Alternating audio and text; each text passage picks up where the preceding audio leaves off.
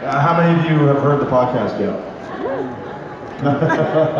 Okay, so there's a few. Basically, we're just a couple of idiots that don't really know what we're doing. Right. But lately we've started doing this, Twitter questions or email questions or things like that, and we'll answer them on the pod. So we thought this is a good opportunity where you can just ask us face to, I guess, knees. Yeah. You know what, right now? I want to take your face and slam it into that speaker system right there until it makes all those weird noises. It goes, eeeeee. Grab you by the ankles, drag you up and down these aisles, throw you over that guardrail, kick you like a soccer ball back around here onto the stage, and then continue. First of all, it's not soccer. Football, I meant.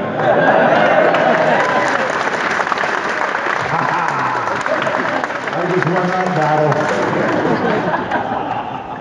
I meant hacky sack. Well, usually we do a little thing where we say the bad things we want to do to each other, but it gets a little, I see younger folks here, so we won't do that today. We'll keep it PG. Ferdinand. So why don't we just start answering some of your questions? Yeah. Is there anybody out there on the microphone? I think you embarrassed the host? MC, yeah. The host left. You shamed him. Hey, is it on?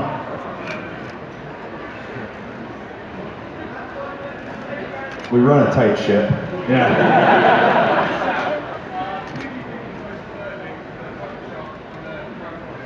See, here's the problem. Now that's not going to be heard on the podcast, so we can get them a mic that works. There we go. Okay.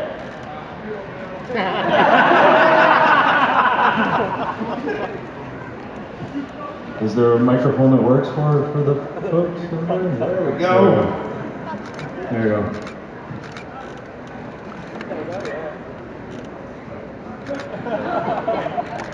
Does this reach down there?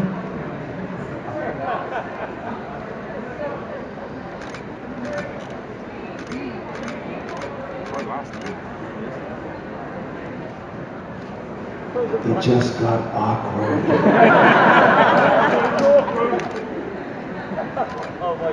I don't know what to do with my hands.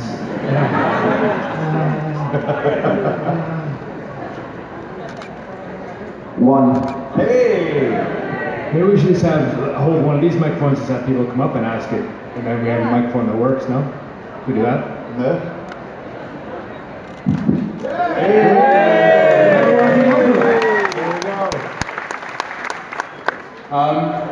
Geez, that's sad. Who on the current roster would you most like to see have a title run? Heavyweight title. Yeah, that hasn't already kind of thing, right? Yeah. Sami Zayn.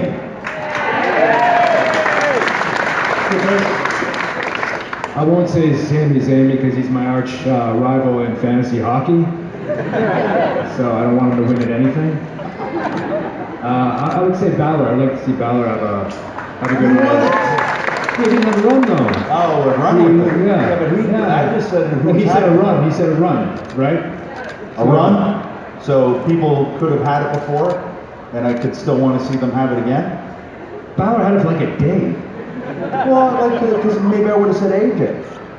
Because he had a run longer. Don't start with me. I swear. I'm going to stick with Sammy. Stick with Balor? Yeah. All right. We're a married couple. We really are. Like, we're at the point where we kind of can't stand each other. What do you mean, kind of? We can't stand each other, but also love each other. I guess now it's time for me to give up. I feel it's time. Got a picture of you beside me. Got your lipstick mark still on your coffee cup. Ooh yeah. Got a fist of pure emotion. Got a head of shattered dreams. Gotta leave it all behind. Now everybody. Whatever I said, whatever I didn't mean it. I just want you back for good. Want you back. Want you back.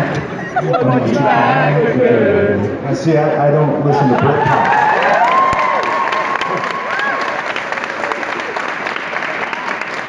Usually, I would join in, but I had no idea what that was. I don't know the songs. Look at me. I pride myself on my musical knowledge, but I had no idea. But until the chorus, then I got it. But it was too late. You guys already had it. Actually, if Regal were up here, he would have sang that with me. Tommy. Let's call Tommy. We should cold call him. Let's call him. So, who else? Tommy. Hello. Did they leave with the mic again?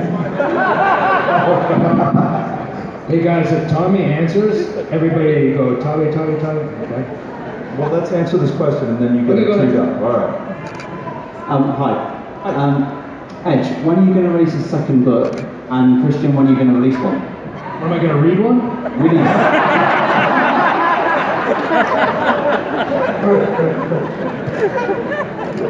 He's probably never going to read one. I would actually read my own. I'd be like, yeah, I'm really I'm so good at this. I don't know. I mean, I thought about it. I'm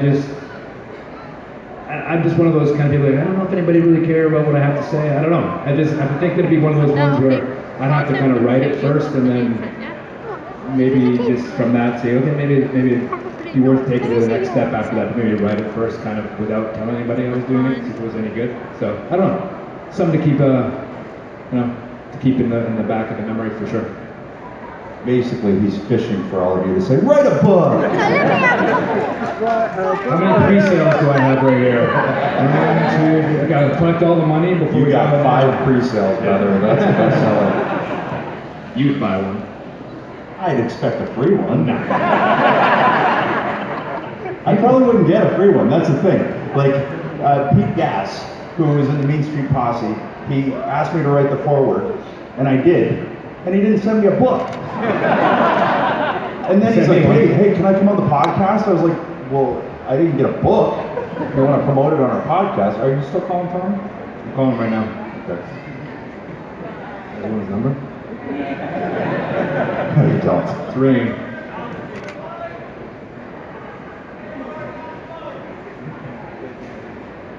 I get his answering machine while leaving my Tommy message. When I get his message.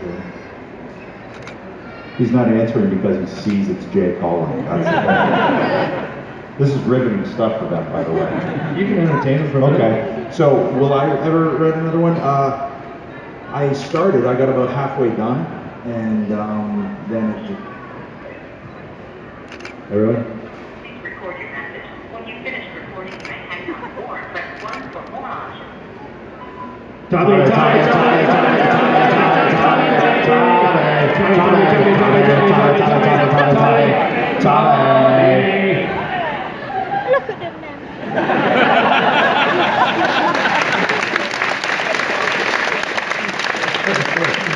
going to hate us so much. He's like, people are going up to him at events and stuff and saying, Tommy, and he like starts sweating and gets beat red in the face. We saw a clip of a match he was having in Australia, and people in the crowd started doing it during his match, and he like stutter stepped and it looked like he was having a seizure. And like, so that'll be good. To finish answering that, I don't know. I got halfway through and I was like, I don't know if I want to do this. The muse, like I said, she's a fickle beast, that muse, and she flew off. So I don't know if I'm gonna finish it. That doesn't really answer your question. I'm sorry. Yo, Milo. Hey, because I know you're both fans, can just off the cuff, can you both cut an Ultimate Warrior style promo and then let us decide whose was better?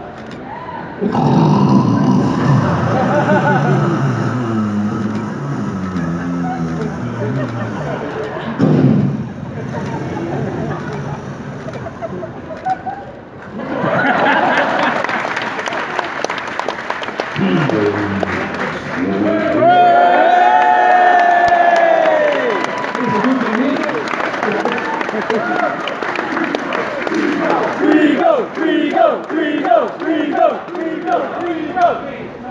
your lordship. Hello dear, how are you? Hello, Treacle. Hello. I just thought I'd come out because you were boring everybody to death. You were about a minute too late. I just sang Back for Good. Oh, lovely. The entire song. See, his lordship and myself, we had this trainer in WWE. His name was Big Daddy Peaches. He's from Georgia. And he was a very sweaty man.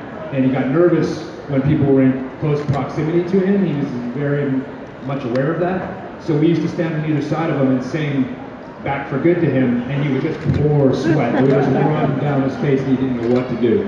So that was always a fun time. You're always full of interesting tales. Right, So what's going on? We had an impromptu podcast that started, and so now we can have an impromptu Q&A Okay. with you, with us, Lovely. and then we'll put it on our podcast. Right. What do you think? It'll go down the storm. I'm It'll be sure. riveting. So now, if you have questions for Regal, if you have questions, you just ask him. Anyway.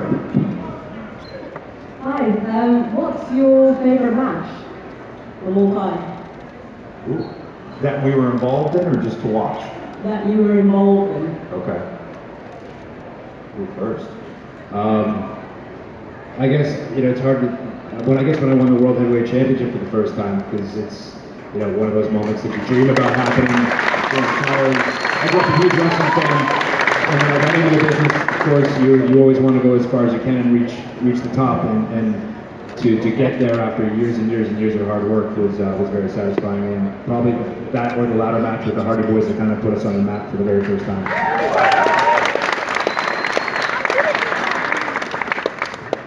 I've never won the World Championship. So, thanks for bringing that up. You've always been my champion. Oh, thank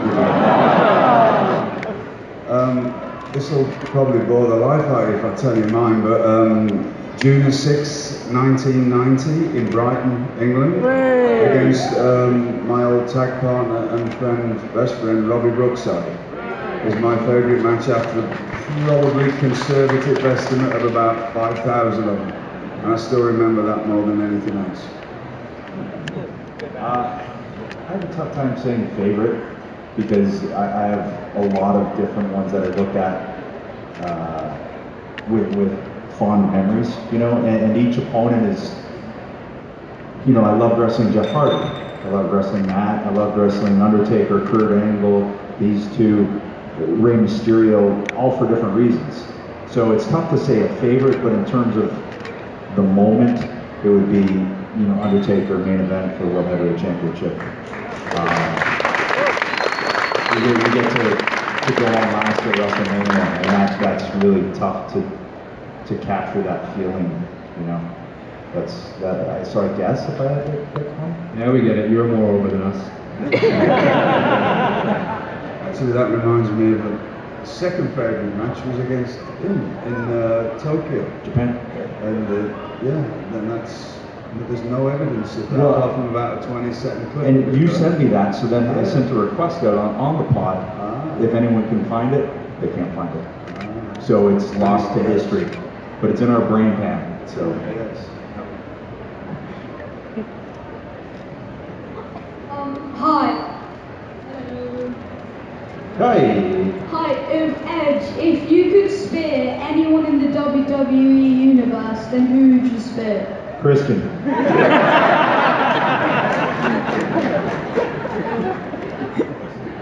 You can do if you want. Why do you hurt me? Play on their emotions. You don't know the real him. He's such. See?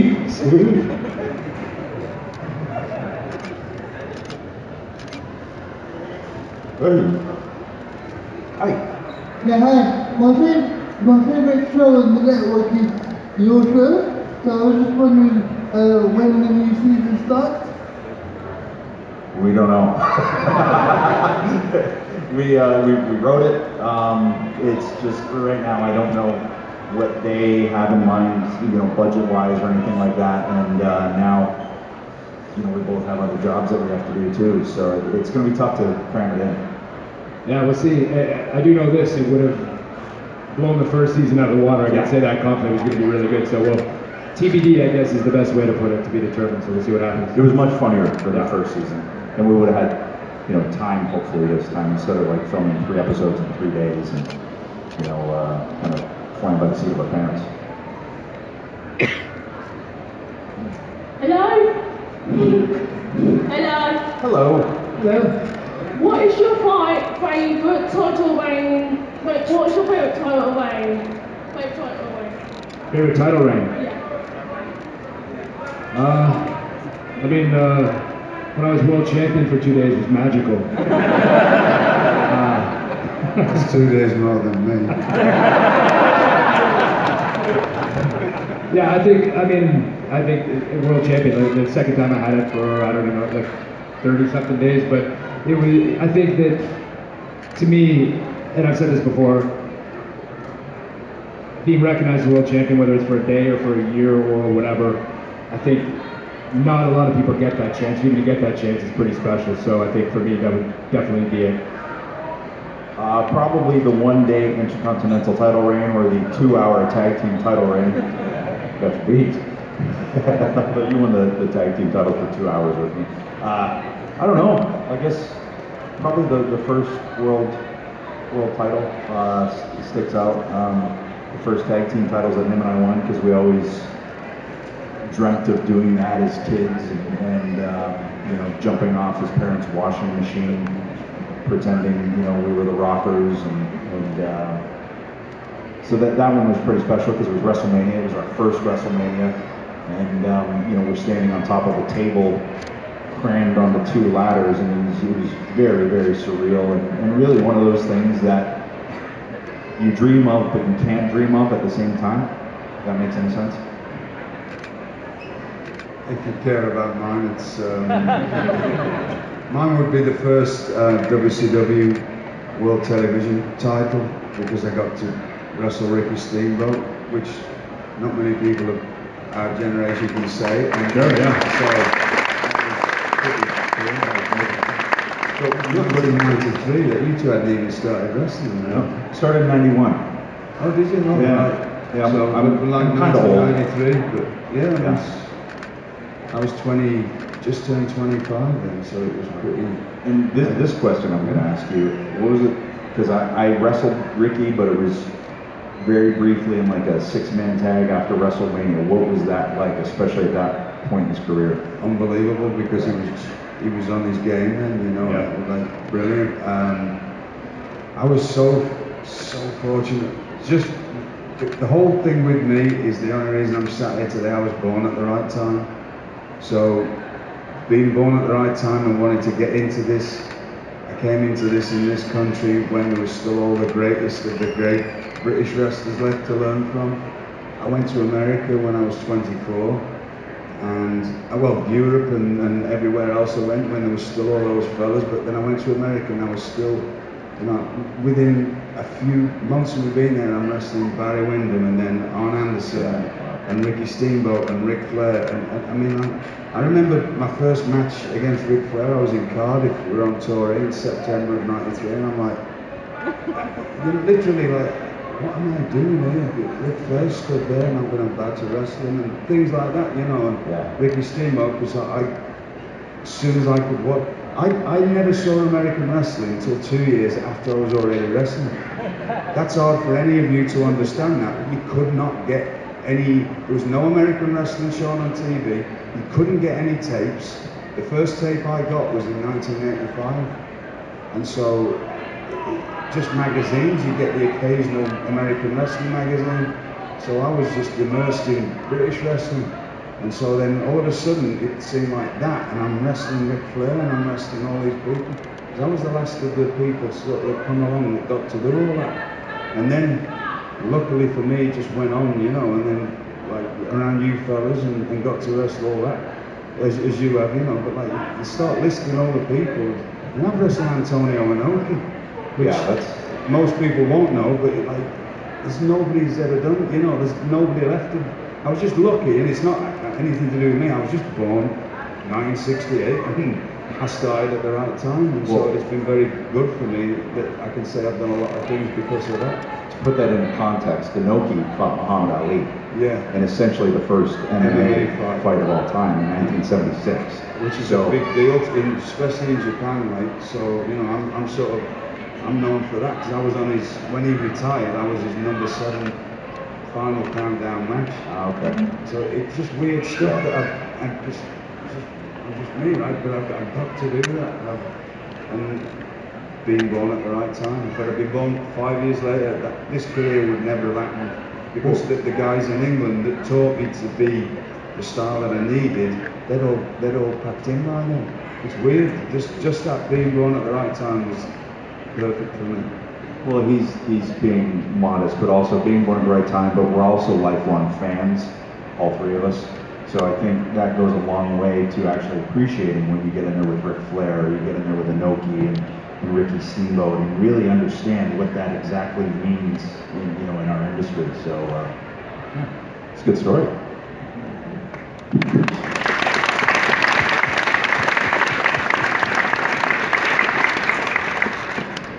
Hello.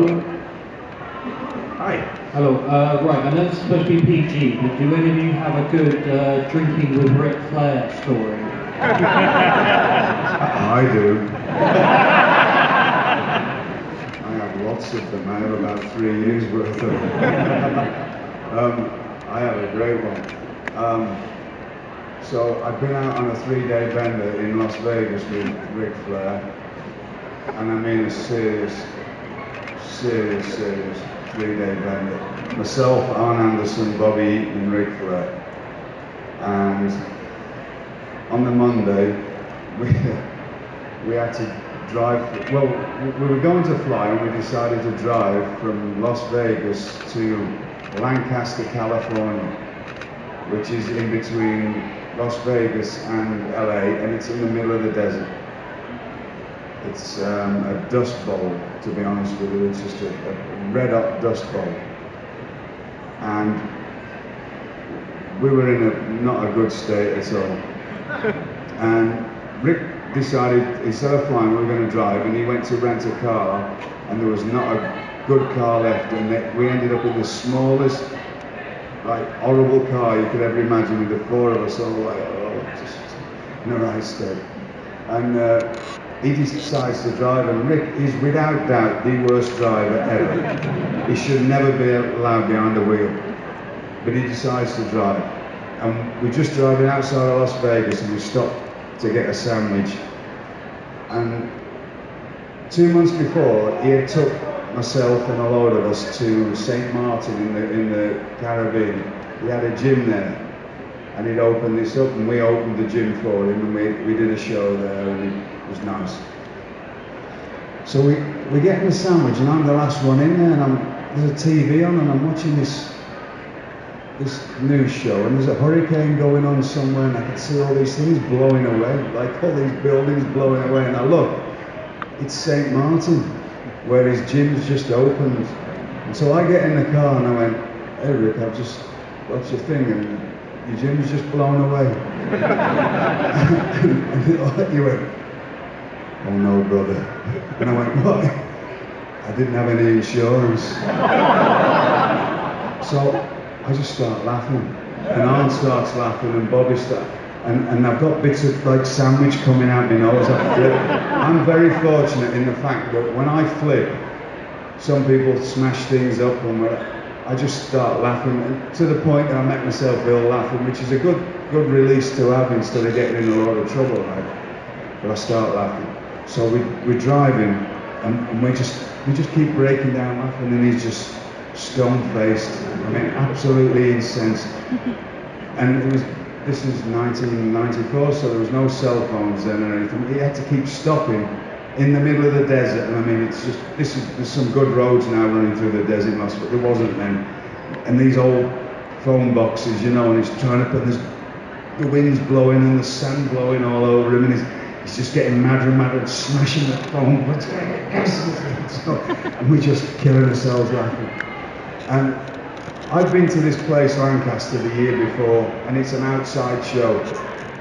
It was like at some the local fair or something, Lancaster Fair, and the ring was just outside, and it's just red dust everywhere. And I'm always dressed up. Even as we left Las Vegas, I'm in a pair of shorts and a polo shirt. That's about as. And he's in as usual, a couple of $1,000 suit and a $1,000 crocodile shoes. And I'm saying, Rick, you don't want to wear them. We get changed in tents.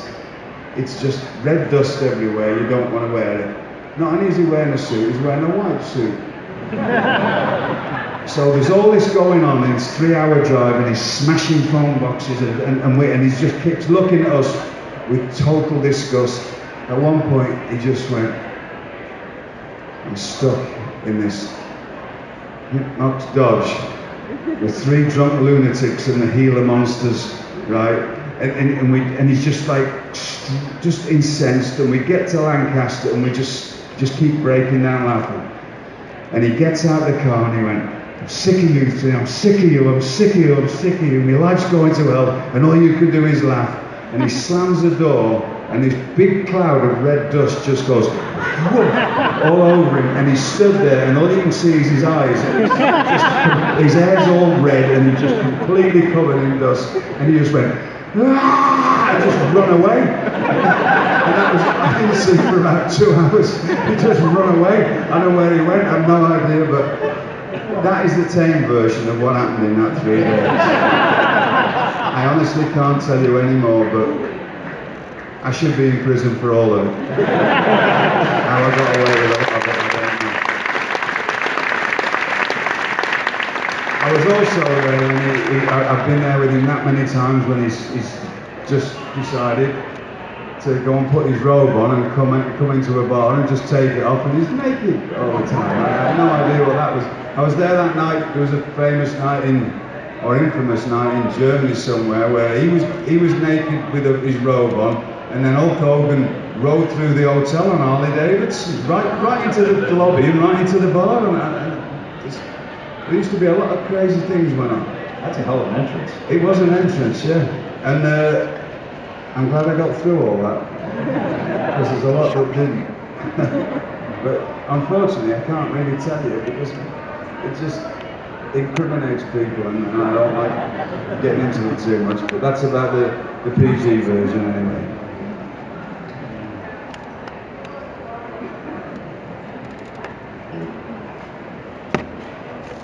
Hello. You three obviously have wrestled with the one Jeff Hardy. How do you protect him and yourself as well? Because he looks like he hurts a lot of you. Well, he doesn't get hurt as well. Jeff's kind of one of those freaks that I think he just doesn't think a lot, he just does, and goes on this weird innate instinct that he has, but it's a great instinct. Otherwise, we wouldn't be talking about it right now. He is one of the surprisingly heaviest people, and you wouldn't think it, but he's about 225. He's about 450 pounds. When he lands on you, it feels like he's 4 bills for sure. Like when he, I think it was WrestleMania 23, when he jumped off the ladder onto me, that is by far the most painful thing I have ever experienced in my life, period. It hurt so bad. But I felt like I owed him that for him taking that spear at WrestleMania 17. I don't know, I think he just goes loose and just, I don't know how he does it. Well, here's the thing about Jeff, and I think these guys would agree, that he would much rather put himself out there to make sure that you're entertained than he does care about his own well-being. And that's just the way that he thinks. He wants to make sure that everybody gets their money's worth when they see him, what they expect to see from Jeff Hardy. And it's fun, kind of a funny story. He and I were talking one day, and it might have been when we were talking about some of the ladder match stuff, and I just looked at him and I said, Jeff, you're not afraid to die, are you? And he looked right at me and went, no, why?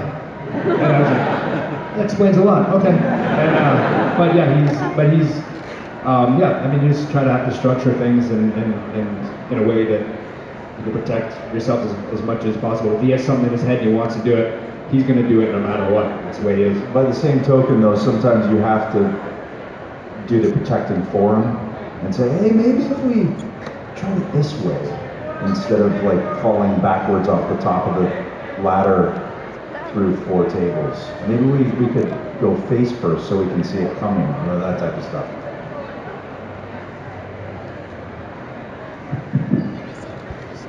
Hi. My question is, have any of you faced Rikishi, and has he ever sting faced any of you before? He stink faced him. I wore a bowling mask and me more than anybody. That was once, they know the kind of things that I do, comedically wise and face pulling wise, and so that was a regular thing for me for quite a while. Yeah. It's quite disgusting to be honest with you. And it really is not a pleasant experience at all. But and it's very clean though. No, it was very clean. It's better than the opposite, I guess. But also, you pigeonholed yourself in that you would do such great facials and such great comedic timing and some of the faces you would make. That's why he would get that call to do that, because you knew it would just sell so well and play so well. It would be so comedic. Your own worst enemy, basically, is what I'm saying. Believe me, it's a lot easier pulling faces than getting dropped on your head. Fair enough. We've done that too. We've done that as well, but yeah. Hi guys. Back in the day when Survivor Series was when teams of 5 strive to survive, if you could pick any 4 other wrestlers to be your perfect team at their peak from any time period, who would you guys have as your dream Survivor Series partners?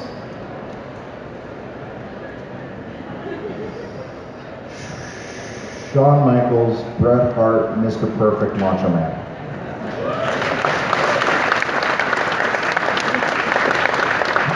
Off the top of my head,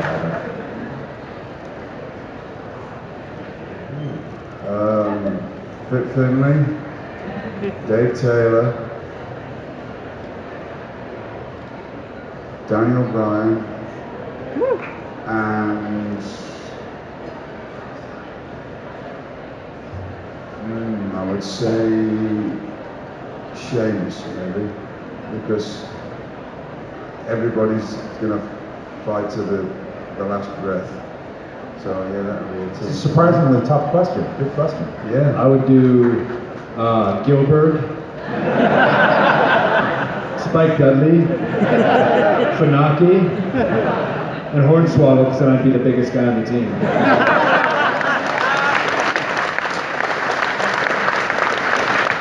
What you don't know about Funaki, I'm going to give you a little something to look up.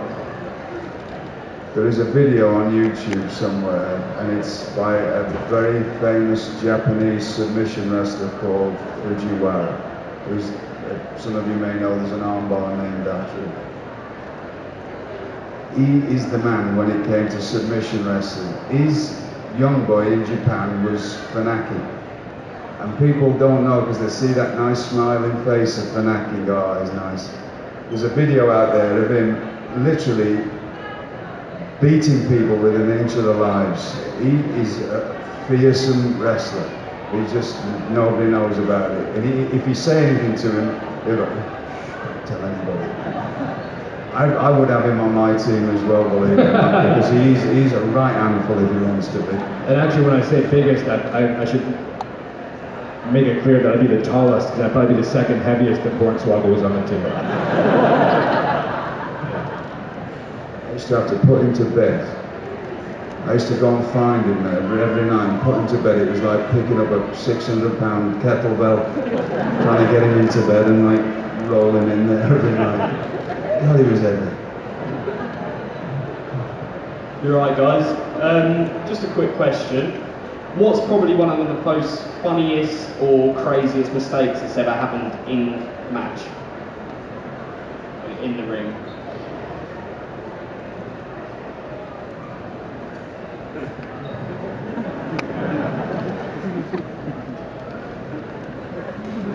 Good question, no answer. I'm trying to think, yeah. Nothing. Oh dear. I can think of two, and there's no way that I can tell you. Honestly, there is no way I could tell you, but they're pretty, yeah, they were funny. No, honestly, I don't miss children in the audience. If I remember correctly, there might have been an incident of someone in white tights and a bacon strip appearing. Is that you? No. If I remember correctly, but I don't totally, it's vague. I got nothing. Next question.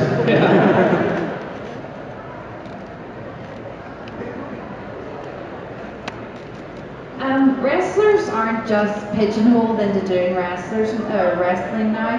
So if you could do anything else, reality TV, music, writing a book, what else would you do and why? You know what's interesting is we were talking about it yesterday, and that as wrestlers, we still kind of have that, we're just wrestlers, you know, and you meet other celebrities and things like this, and you kind of tend to self-deprecate. But I think that's changing, thankfully, and I think people are having more of an awareness of what it is that we actually do, and that you have to keep a lot of balls in the air in order to pull this off, and that's with what camera is hot. There's probably 8 cameras, you're live, you have a live microphone, and you have to do this off the cuff a lot of times, and I think people now are starting to understand that.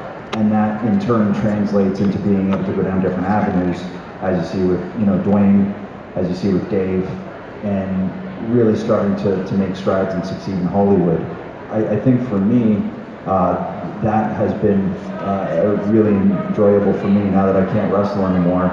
The acting thing kind of fell into my lap, and I realized it's a great creative outlet that I won't say it totally took the place of wrestling for me, but since I couldn't do it, I needed something to fill that gap, and acting has been that. It's been a lot of fun to do. Now I'm doing Vikings, and it's a period piece, and I have to do an accent, and it's a lot. It's challenging, and it's fun. And wrestling was amazing, spectacular training for that. It's entertainment boot camp. That's what we've called it. Yeah. I've got another job as well, which is I ring out sponges for a one-arm window cleaner, and I'm quite fulfilled with that, to be honest with you. But I'm going to toot his horn again now, because to a person on our show so far, everyone has said something, glowing about his lordship and how he's given back to the wrestling industry. Whether it's I'm serious. Whether it's advice. Is he making a face? Well, whether it's advice, whether it's scouting and his work done in NXT, he's continuing to help the next generation of people that you're seeing, and is one of the foundations for that. And so.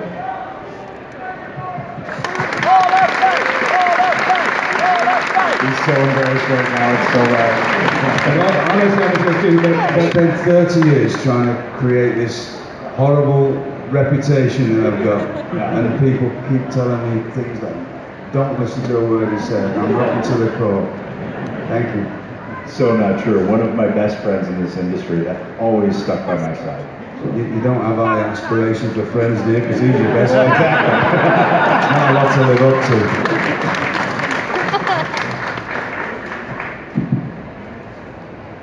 Hey guys, has anyone ever called a spot in a match with you that wasn't sort of decided beforehand, and you've sort of just your reaction's been, I really don't want to do that, but I haven't really got a choice? Well, you always have a choice. Yeah, I mean, you can just, there is no choice. But I do remember one time specifically, I was wrestling in Germany against Owen Hart in a tag match, and so I grabbed him in a headlock. He said, grab a headlock. So I grabbed the headlock, and then he started going, what? He's like, who's what? He throws me off the ropes, just do it! So I threw him off the ropes and I didn't know he was messing with me, just making it like he was gibberish. And I was like, I'm off the ropes like a deer in headlight. Like, and then he stopped me, did something else, and he threw me off again and said, watch the Cobra Clutch. And he somehow got me in a Cobra Clutch. But yeah, those were, I mean, but it was mostly just like messing around on the fly. But I don't really remember anything as far as. Yeah. If you're not on the same page, you stop the person and get back on the same page, basically. But. And then yeah, a guy like Owen would just be a lot of fun out there and say some ridiculous stuff. And then it was almost a challenge to try and pull it off.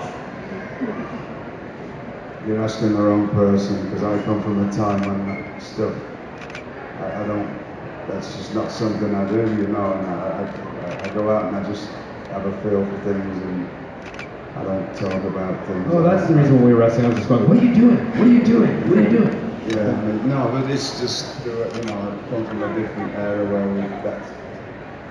the thought of doing stuff like that is just beyond me. I don't need to, you know what I mean? It's just, that's why I probably didn't have the most exciting things, but it was just the way I was taught to just go out there and just get a feel for what was going on and read the audience and whatever else. So, you know, I don't listen to I wouldn't listen to anybody telling me anything anyway, to be honest with you. We got to get a Dudley in here. Hi, Christian. As far as I remember, you were Intercontinental. Sorry, I'm down here. Short, fat guy, bald. Hi, Christian. You were the Intercontinental Champion in TNA for one night, if I'm right. How did it feel being a WWE wrestler in TNA? It was a little weird. Yeah, I mean, it was what it was. You know, I guess I should look at it like that. That I mean, I guess it was part of with Flair, the Four Horsemen going into the Hall of Fame, and I guess they were celebrating their 10th anniversary, so they did a little trade, and I guess I should kind of be honored that they thought enough of me to ask me to do it. So yeah, I went, and I know there was some rumors out there that I was mad that I had to go and do it. I wasn't. I went and with every intention of doing a good job and doing justice for the platform they gave me for 3 years. So yeah, it was a little strange, I'm not going to lie, but also it was kind of one of those weird things that you never see happen. So, you know, it was. Yeah, that's strangely not really talked about much. That's a good question, because like that's very unheard of for anyone, let alone a champion in one company, to go and make an appearance in the other. So I forgot about that. Yeah. It's strange. I know there was like a lot of dialogue back and forth about certain things, but it worked out for both sides, and yeah, it was. I mean, I had fun the night that I went there. It was strange, but I got to see some friends I hadn't seen for a long time, so it was good.